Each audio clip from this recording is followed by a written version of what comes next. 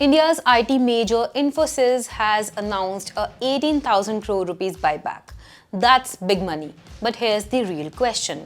Is Infosys creating value for the future or just handing out short-term rewards to keep investors happy? Let's break it down. Infosys sits on cash reserves of over 36,000 crore rupees. This is its fifth buyback in 8 years. The latest move will see nearly 10 crore shares repurchased at an 18% premium. The benefits? It lifts earning per share or EPS, boosts return on equity and supports sentiment in the market. But is this the best use of cash?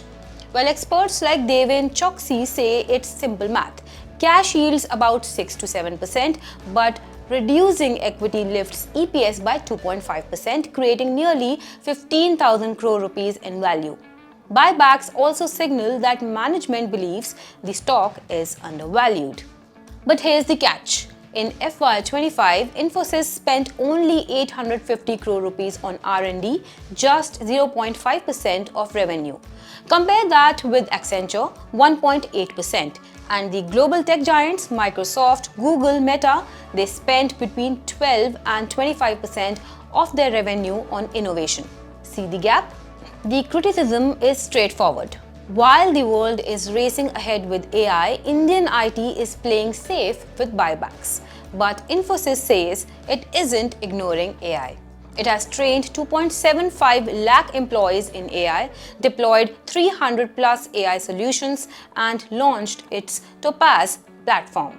It is also hiring 20,000 freshers this year to strengthen AI capabilities. So yes, there is progress, but is it enough or not? Remember, Infosys is not a product company. It doesn't own a Windows or a Google search.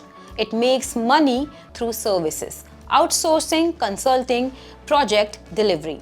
Which is why R&D spends are lower when it comes to Infosys. But times are changing.